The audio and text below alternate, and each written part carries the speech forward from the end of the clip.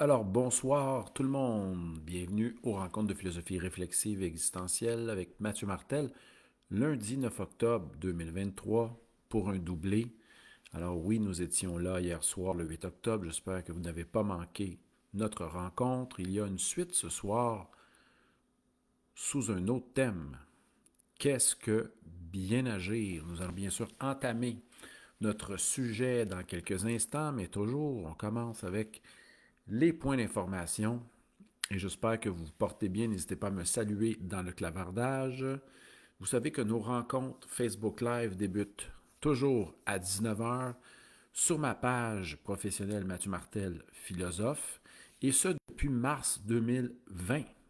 Nous en sommes bien sûr à la troisième saison et 7 mois de pratique de Facebook Live directement de la Casa Essentia dans le MyLex. J'espère que vous vous portez bien. Nous allons bien sûr attendre la venue de nos auditeurs et de nos auditrices et nous allons entamer bien sûr notre sujet.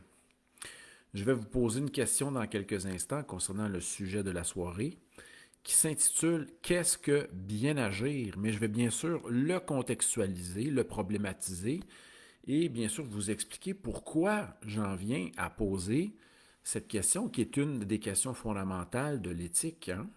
Parce que si on se place, et je tenterai aussi de définir l'éthique en général dans quelques instants, mais on a des grandes questions qui sont posées quand on traite d'éthique. Que dois-je faire? Qu'est-ce que le bonheur? Y a-t-il des critères pour déterminer le bien et le mal? Et une autre de ces questions qui est qu'est-ce que bien agir? Il y a aussi dans la perspective de l'éthique une question qui pourrait être celle-ci. Quel est mon art de vivre? Hein? Sur quel genre de vie je voudrais vivre ou quel genre de vie je veux vivre? On en a déjà parlé dans d'anciennes rencontres, c'est la question des genres de vie. Mais là, on va se mettre tantôt dans une situation, on va se mettre en situation et se poser la question en général, qu'est-ce que bien agir? Voilà, merci à tous et à toutes d'être là. On est peu nombreux pour le moment. J'espère que d'autres personnes se joindront à nous. Et voilà, et nous sommes le lundi de l'Action de grâce, 9 octobre 2023. Mathieu Martel, avez-vous 19 heures. Alors, on va y aller avec quelques points d'information, simplement pour rappeler nos futures rencontres. Et je vais vous mettre tout de suite un petit lien. Avant d'entamer le sujet, pour laisser le temps aux gens de se joindre à nous, nous allons avoir dans 2 semaines, mais moins presque 10 jours, notre rencontre au Yoga Shack à Montréal intitulée Cesser de prendre ses problèmes au sérieux. C'est une première. En effet, c'est une première, une première fois que j'entame que je vais traiter de ce thème dans cette belle salle de yoga où nous pouvons accueillir une petite classe intimiste de 12 personnes. Je vais vous mettre aussi une nouvelle conférence qui s'en vient, qui n'a jamais été donnée devant public, et celle où je vais présenter mon art de vivre, ou plutôt ma vision de l'art d'aimer, inspirée notamment d'Éric Fromm, que j'ai mis dans le clavardage. Mais on doit aussi, et ça c'est le 1er décembre, mais on va aussi se rendre compte qu'on a une autre rencontre intéressante, voilà, qui est samedi prochain. Et si vous n'êtes déjà pas euh, inscrit ou inscrite, je vais vous envoyer tout de suite le lien. C'est une rencontre webinaire, donc vous allez pouvoir assister à celle-ci directement de votre salon. Vous n'avez qu'à vous inscrire. Ça sera à 10 heures, heure de Montréal, ou 16 heures, heure de la France. Vous vous inscrivez, vous allez recevoir un lien Zoom qui vous permettra bien sûr de participer à cette conférence d'1 heure qui portera sur le thème suivant, sagesse et philosophie pratique. Voilà pour les points d'information. Et sachez que ces rencontres Facebook Live ont lieu de manière spontanée, donc j'en ai donné une hier. Et on va s'interroger dans quelques instants sur la question qu'est-ce que bien agir? Alors, je vais aller avec une petite contextualisation. Daniel se dit curieux de savoir qu'est-ce qu'on entend par agir de manière bonne, hein? À quoi réfère-t-on? Donc, nous sommes placés à chaque moment de notre vie dans des situations variées. Et comme le disait Sartre, euh, sans cesse, nous serons poussés à nous positionner, à nous décider, à choisir, que nous le veuillons ou non. Sartre dira même que de déclarer que vous ne voulez pas choisir demeure, en quelque sorte, un choix. Les situations qui apparaissent dans notre vie à chaque journée sont quelquefois difficiles, demandent réflexion. Il n'est pas facile de faire certains choix ou de prendre certaines décisions. Et souvent, on passe par la réflexion ou par d'autres voies pour en venir à, à cette prise de position. Donc, certains vont réfléchir plus longuement, d'autres vont y aller avec une approche plus spontanée, intuitive, et d'autres vraiment vont douter, vont prendre du recul, vont se mettre à hésiter, et quelquefois seront pris justement dans cette sphère qu'on appellera l'indécision, ou dans la sphère qu'on appellera le fait de remettre à plus tard, ou seront pris dans la sphère de l'évitement de la situation. Alors, allons-y avec une mise en situation. Hein? Donc, à tous les jours, nous sommes forcés de prendre des décisions, où nous sommes poussés à prendre des décisions, où nous sommes interpellés, appelés à prendre certaines décisions. Et allons-y dans la perspective de savoir, mettons-nous dans une perspective où nous voulons rencontrer quelqu'un, nous désirons rencontrer, se faire de nouveaux amis, ou pourquoi pas, nous désirons rencontrer un individu, homme ou femme, avec qui nous ferons un bout de chemin, bref, pour ne pas parler d'une relation amoureuse. Et nous nous demandons comment faire pour choisir, hein, sélectionner la bonne personne avec laquelle faire un bout de chemin, tant au niveau amical qu'au niveau amoureux. Est-ce qu'on se pose ces questions-là avant de vouloir entamer certains types de relations? Certains nous diront qu'avec l'amitié, souvent, il n'est pas vraiment question de choix. Hein. Je me rappelle d'avoir rencontré mon ami Christian au salon de thé, où nous avions discuté pendant 3 heures de temps, assis au bar, en train de boire du thé, parler de philosophie. Mais je ne connaissais pas Christian, a priori. Et après, on s'est échangé nos numéros, on s'est dit que ça serait bien de se revoir, etc. Et justement, Christian venait souvent au salon de thé et je discutais philo avec lui, littérature, cinéma, etc. Et ça s'est fait de manière facile. On connaîtra la thèse de Daniel à ce sujet. Hein? Daniel qui nous dira, Mathieu, l'aspect amoureux devrait justement être inspiré de l'approche amicale qui se fait de manière simple, sans heurte, de manière fluide. Et on n'y pense pas souvent pour l'aspect amoureux. On se dit, je dois réfléchir profondément à ce que j'aimerais trouver chez l'autre, hein, parce qu'on parle souvent des critères qu'on aimerait retrouver chez l'autre. Mais est-ce qu'on s'est posé la question, d'abord, qu'ai-je à offrir? Qui suis-je? Est-ce qu'on se connaît avant de se lancer à la quête de certains critères? Mais revenons à notre situation ce soir. La question de la soirée, c'est qu'est-ce que bien agir? Et qu'est-ce qui m'a poussé à poser cette question-là? C'est que je vois souvent, je rencontre souvent dans mon parcours de vie, je rencontre souvent des individus qui disent bien faire les choses, vouloir d'agir de la meilleure façon possible en situation. Et cela aussi s'inspire, comment dire, de certaines valeurs prônées, soit socialement, soit par une idéologie ou une religion.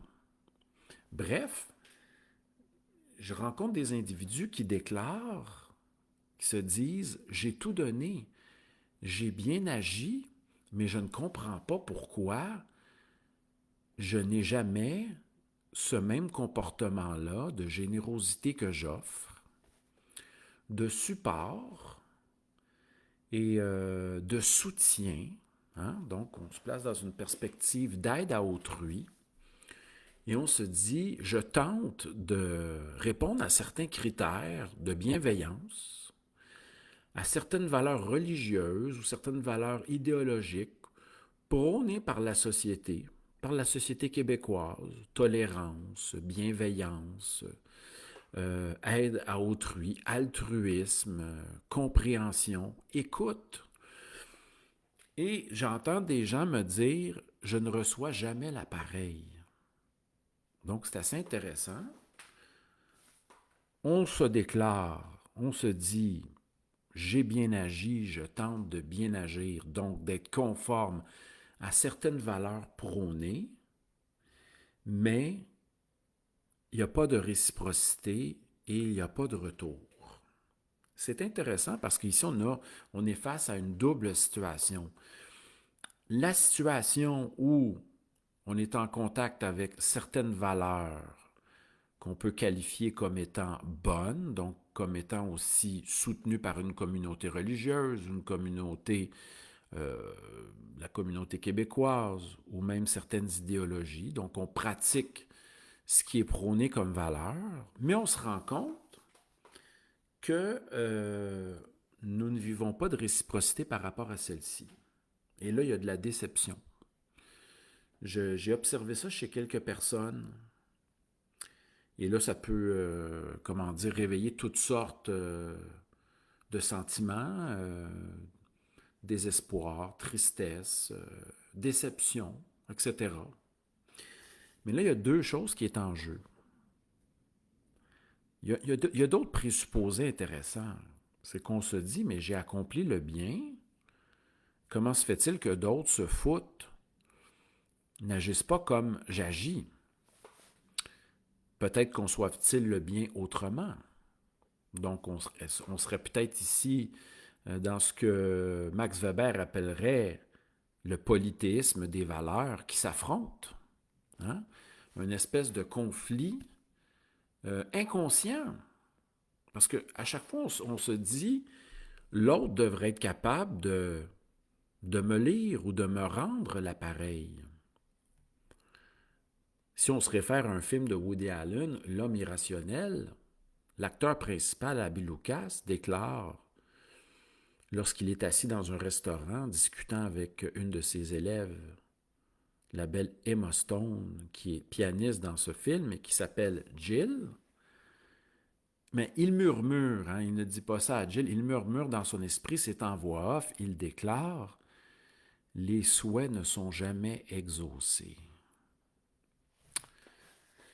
Et c'est là que nous, les gens qui déclarent faire le bien, être conformes à des valeurs dominantes, qui souhaitent secrètement que ces valeurs-là leur soient retournées par un comportement identique au leur, souffrent parce que la vie n'est pas telle que nous l'imaginons et les gens sont différents, sont mus par des intérêts différents, par des valeurs différentes, des buts différents. Et on va se mettre face à une situation, dans une mise en situation dans quelques instants, et nous verrons que nous pourrions réagir de manière différente. Donc c'est ça, c'est pour ça que je me pose cette question-là ce soir. Qu'est-ce que bien agir? Et est-ce que bien agir pouvons-nous bien agir même si nous ne recevons pas de la même manière une forme de réciprocité, hein? Si on se place du côté des Grecs, des philosophes grecs anciens, on a ce qu'on appelle l'école des vertus. Donc, développer certaines qualités morales qu'on qualifiera d'excellentes était prôné chez les philosophes, notamment les philosophes grecs anciens. Et on a une panoplie de valeurs à incarner qui reviennent souvent. On pense à la sagesse, à la justice, la tempérance. On pense au courage. Et ce qui est important pour le philosophe grec, c'est de comprendre la vertu, mais aussi de la pratiquer, de l'incarner. Et c'est ce qui rend son caractère ou son agir excellent. Donc, dans la perspective de certains philosophes, qu'on pense à Aristote, Platon, qu'on pense aux cyniques, qu'on pense aussi à l'école stoïcienne, c'est la pratique, l'incarnation de certaines valeurs dans l'agir qui est qualifiée comme étant un agir bien, hein, un bon agir au quotidien en situation. Isabelle nous dit qu'il faut voir la réciprocité comme un bonus. Mais pour le grec, ce qui est important, c'est justement de développer ces vertus et de les incarner et de les pratiquer. Peut-être que certains les remarqueront, peut-être que nous serons célébrés, glorifiés pour ces vertus. Mais revenons-en même à un adage grec qui dit que la renommée ou la notoriété ne dépend pas de nous, hein, mais elle dépend d'autrui. Et pour refaire un lien immédiat dans mon esprit avec Schopenhauer, ce que pensent les autres de nous, cela ne dépend pas de nous. Et si on accorde tant d'importance à ce que pensent les autres, nous passerons, selon Schopenhauer, à côté de l'essentiel du fait de développer son être. Mais là, c'est une toute autre question parce que si on lit un livre comme Eric Dodds, qui a écrit un article dans les années 51 qui s'intitule Les Grecs et l'irrationnel, et dans ce beau volume, comment dire, qui a fait école, dans ce recueil d'articles, Dodds parle du sentiment de la honte propre aux Grecs. Donc, on peut voir que dans la société grecque, bon, peut-être archaïque, et même la société grecque athénienne, oui, le regard de l'autre était très important et aussi, justement, préserver une certaine, comment dire, réputation, une notoriété était vraiment important. Mais si on se situe dans un cadre de la pratique des vertus chez les philosophes grecs, peut-être que la renommée a moins d'importance. Je vais en profiter, les amis, pour vous saluer ce soir. La question. Écoutez, je fais un doublé en 2 jours. J'avais envie ce soir de poursuivre la réflexion d'hier. Et ce soir, on s'intitule à savoir, et je vous invite à répondre à ma question. Qu'est-ce que bien agir? Laissez-moi un petit commentaire. Qu'est-ce que bien agir en général pour vous? Je vous invite à écrire le tout. On est 7 personnes en direct en ce moment. Il y aura d'autres personnes qui vont nous écouter en différé, en secret, et un peu plus tard. Et hier, on a eu à peu près 400 personnes qui ont visionné notre rencontre. Salutations à Cathy, à Anton, à Daniel. Salutations à Isabelle, Geneviève, Raider et Mélanie qui vient d'arriver. Alors, on se pose la question ce soir, comment on fait pour déterminer euh, le fait de bien agir? Qu'est-ce que bien agir? Est-ce que ça se définit? Qu'est-ce que le bien? C'est la question à laquelle répondra, comment s'appelle-t-il, un des philosophes analytiques qui s'est penché justement sur la question du bien dans la formulation suivante. Justement, que veut dire la notion de bien quand je déclare j'ai bien agi? Hein? Ça correspond à quoi cette question-là? Ou voilà, et on a chez certains dialogues de Platon, justement un questionnement qui vient justement affronter deux valeurs, le plaisir et le bien. Et Platon, bien sûr, voit une différence entre le concept de bien et le concept de plaisir. Et je crois que c'est dans un dialogue qui porte de mémoire sur l'amitié. Mais la réflexion sur le bien va aussi occuper son fameux livre La République. Alors, on va y aller avec les petits commentaires, mais je vais aussi vous placer dans certaines situations. Vous êtes assis sur un banc de parc, sur une rue, et vous êtes en train de réfléchir et quelqu'un passe et échappe 10 dollars. Hein, dans cette situation, mais vous n'avez pas le temps de vous rendre compte. Hein, justement, vous voyez un 10 dollars tomber, mais il y a tellement de personnes où vous ne savez pas d'où est tombé le 10 dollars, il se retrouve devant vous. Qu'est-ce que bien agir? Là, on y va avec des situations, un peu, on appelle ça des mises en situation imaginatives à l'anglaise. Qu'est-ce que bien agir si vous vous retrouvez face à un 10 dollars qui vient de tomber des poches de quelqu'un, mais vous ignorez d'où vient le 10 dollars, de quelle poche est tombé le 10 dollars, et il gît devant vous. Qu'est-ce que bien agir face à cette situation-là, où vous n'arrivez pas à identifier celui qui possédait le 10 dollars? Hein? Il y a toutes sortes d'autres situations, il y a des contes zen vraiment intéressants. Je ne sais pas si vous êtes au courant de ce conte zen-là. C'est un individu qui s'en va faire de l'équitation. Il est heureux, il a du plaisir, mais il tombe de son cheval. Il se brise une jambe. Alors, il se retrouve à l'hôpital, puis ses amis viennent le voir, ou ses confrères moines viennent le voir et lui disent « Ah, quelle vie malheureuse tu vis présentement, tu viens de te briser une jambe. »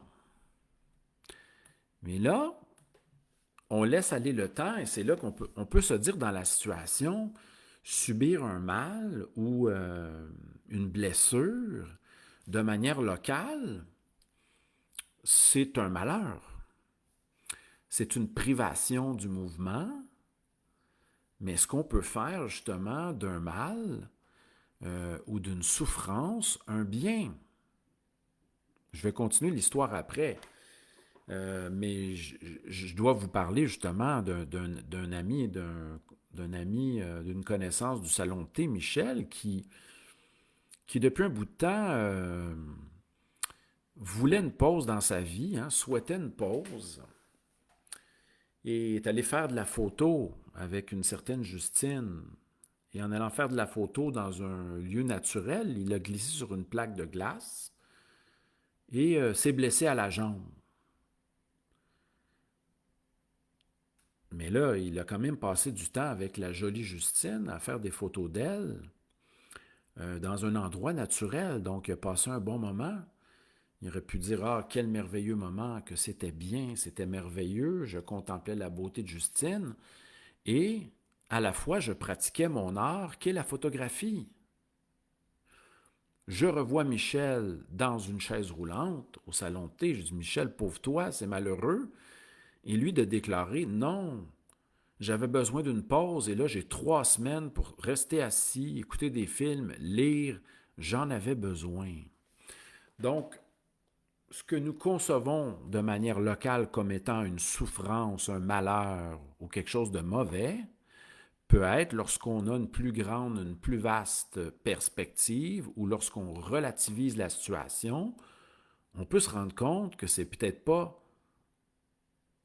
un si grand mal que ça. Revenons à notre moine bouddhiste qui s'est brisé la jambe et qui est à l'hôpital.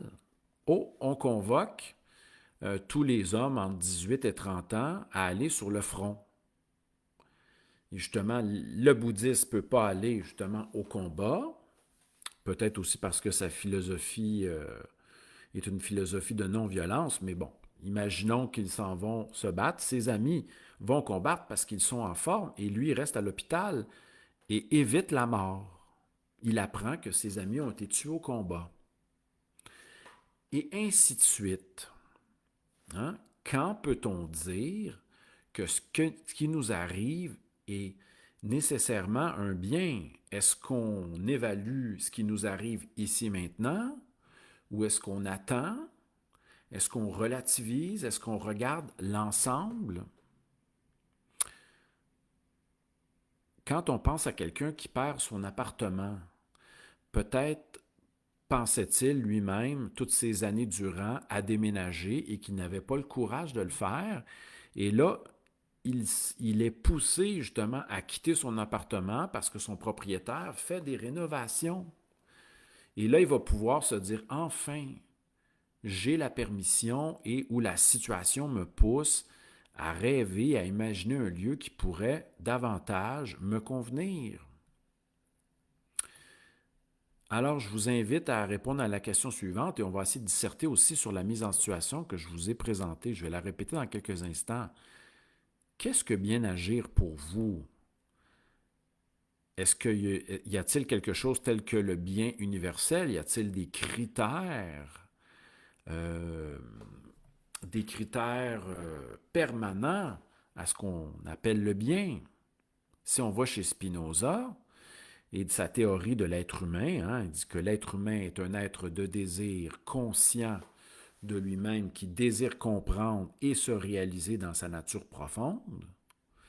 Spinoza aura comme critère important pour vérifier si on est vraiment en train de tendre justement vers le bien, et Spinoza sera contre la notion de bien universel pour tout le monde, il associera le bien au désirable pour l'être humain lui-même. Donc, il y a cette fameuse formule dont je vais essayer de me souvenir par cœur, ou du moins la paraphraser. Le bien n'est pas ce que nous voulons atteindre. Hein? Le bien, ce n'est pas quelque chose d'abstrait que nous visons, mais c'est ce que nous désirons qui est le bien. Donc, est-ce que je peux essayer de le reformuler? Le bien, ce n'est pas ce qui doit être désiré, mais c'est ce que nous désirons qui prend forme de bien, mais toujours dans une perspective de compréhension de soi et de réalisation de soi dans le sens de sa nature profonde. Donc, il va nous dire, il va employer un terme qu'on appelle le conatus, qui veut dire le fait de se préserver dans son être, mais aussi d'augmenter la puissance d'exister de notre nature. Et ces critères seront les suivants. Est-ce que je suis en train de persévérer dans mon être, c'est-à-dire de faire en sorte que je continue à vivre, mais dans la direction qui ressemble à ma nature profonde, donc qui est en lien avec le développement de mes capacités, et est-ce que ce développement-là me procure de la joie? Il va déclarer, il va appeler ça l'augmentation de notre puissance d'exister, la joie. C'est un peu le critère de la joie. Donc, l'amour. Et là, la joie est une augmentation de notre puissance d'exister.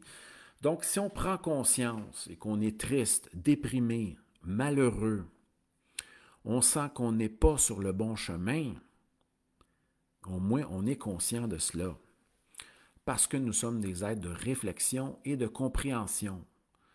Et là, pour mieux s'enligner, on n'a pas besoin d'une idéologie, pas besoin d'une religion, pas besoin d'une vision politique des choses pour se trouver, mais il faut se questionner par rapport à notre désir profond en lien avec notre nature.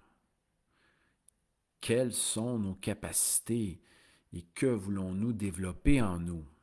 Et c'est dans le développement des capacités que nous allons goûter à la joie. Alors, à cette question, je vous repose la question, puis je vais revenir avec ma mise en situation du fameux 10 laissé tomber devant vous, sans que personne ne soit vraiment propriétaire du 10 Alors, on va y aller avec les commentaires. Merci tout le monde d'être là. OK. Daniel nous dit que bien agir se fait toujours dans sa propre, dans sa perspective d'autoréflexivité et qu'on on ne reçoit pas toujours l'équivalent ni la réciprocité de la part d'autrui. C'est ça. Et souvent, on attend le pareil, on attend le retour, le stade, c'est quel stade de Kohlberg? Je vais peut-être demander à Isabelle. Le stade donnant-donnant, là. Hein? Certains vont dire « je t'aide parce que tu m'aides, je vais t'aider car tu m'as aidé ». Là, on est dans le stade donnant-donnant et je me demande c'est quel stade de Kohlberg au niveau de la moralité. Isabelle nous dit que la réciprocité, lorsque nous disons agir pour le bien, pour aider autrui, est un bonus qui s'ajoute. Mais faire le bien est quelque chose qui vaut en soi. Et là, on touche Kant, qui dit...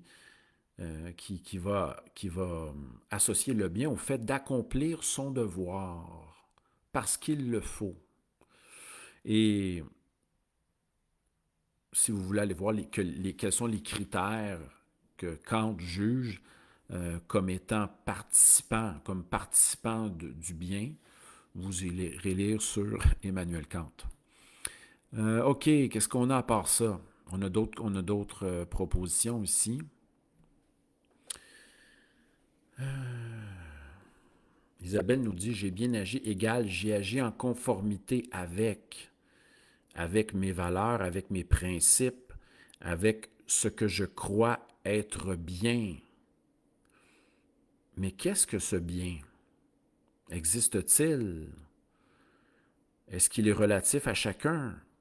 Y a-t-il une part d'universel dans le bien? On se rappellera Spiemann, un éthicien allemand qui déclarera qu'il y a peut-être 3 comportements qui sont condamnés d'un point de vue universel. Donc, lui croit à l'objectivité du bien et du mal. Par exemple, faire du mal à un enfant dans la majorité des cultures de manière gratuite est un mal. Et justement, aider un enfant qui est en train de se noyer, tenter de le sauver, on salue la psychanalyste et philosophe du Fourmentel, justement, qui a subi un arrêt cardiaque en allant sauver un jeune garçon qui est en train de se noyer et qui incarnait une de ses vertus, primer le courage. Voilà, j'ai un petit commentaire ici de Geneviève. OK, je vais essayer de voir ici. Qui nous dit que ce sont les valeurs et croyances qui vont guider son agir. Et que c'est sûr que l'éducation, la perception de la réalité, la manière de voir les choses influencent. Et c'est pourquoi nous en débattons ce soir, nous en discutons de manière en général. Alors, revenons à notre situation du fameux 10 $. Daniel nous dit qu'il va prendre le 10 $ et non pas le laisser partir au vent. Je vous remets dans la situation, vous êtes assis sur un banc de parc, et ça m'était déjà arrivé. Et là, il y a un 10 $ qui tombe. Que faites-vous? Certains vont dire, ben, je vais tenter, je vais arrêter les gens qui passent et demander à qui était ce 10 $, qui avait un 10 $ dans ses poches, pour justement le remettre à celui qui possédait le 10 $. D'autres le garderont pour eux et d'autres commenceront à philosopher en se demandant qu'est-ce qui était juste de faire dans cette situation-là. Et d'autres se diront, ben, je vais donner ce 10 $ là pour une bonne cause.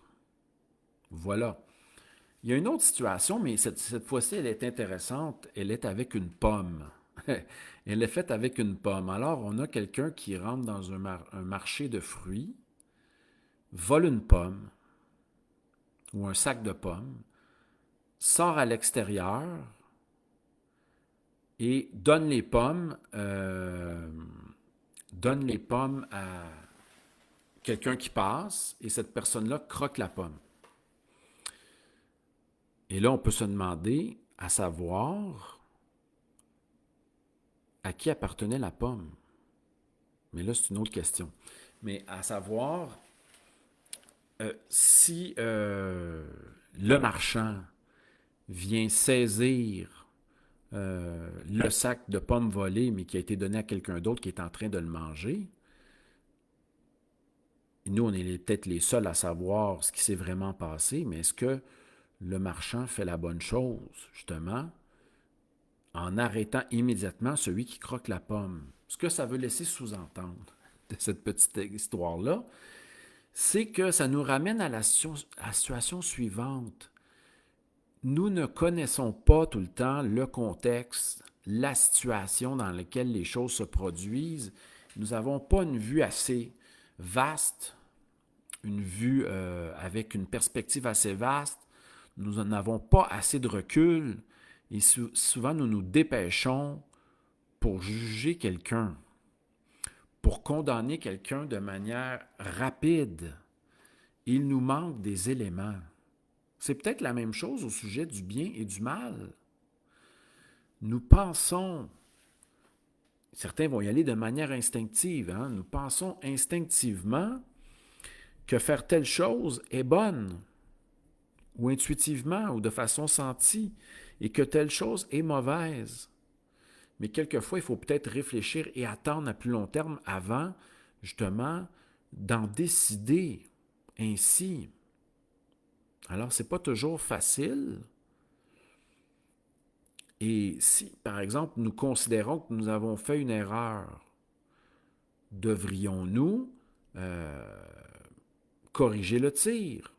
Hein, on se rappellera, chez les Grecs, justement, je pense qu'il y a un terme grec qui est le suivant, qui dit que le péché, peccare en latin, en grec, c'est manquer la cible.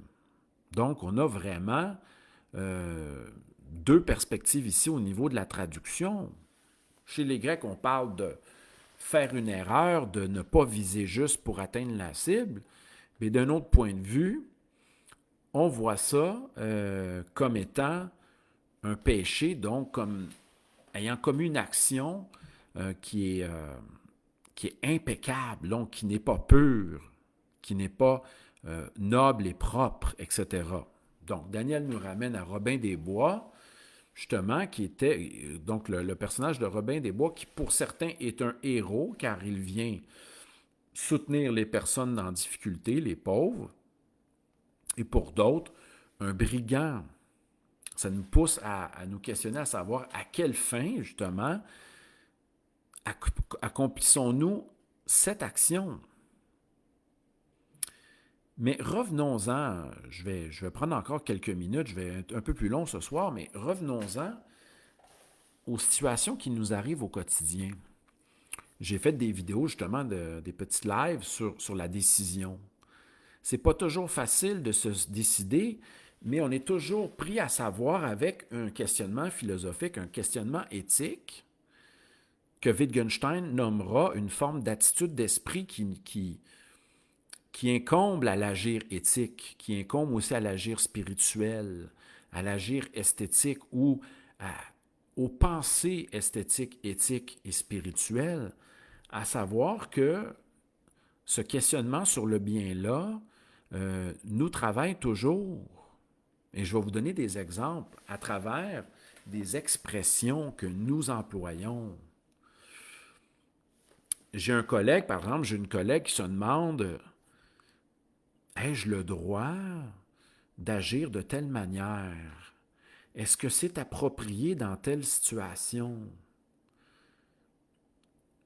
Que faire dans cette situation, par exemple? Elle se dit, par exemple, on se dit, doit-on rencontrer notre élève et garder la porte ouverte ou la porte fermée? Certains vont dire la porte fermée pour être plus intime dans les confidences, ou etc., pour garder les témoignages des élèves privés. D'autres vont dire non, c'est mieux de garder la porte ouverte avec des gens qui sont dans les corridors, qui puissent observer ce qui se passe, etc. Donc, on se pose souvent des questions comme ça, à savoir quelle est la bonne manière d'agir dans telle situation. Et le simple fait de se poser cette question-là, c'est que nous sommes en train de réfléchir et de réfléchir à l'éthique que je vais définir hein, comme une réflexion. Donc l'éthique, c'est une réflexion critique sur les notions de bien et de mal. Hein?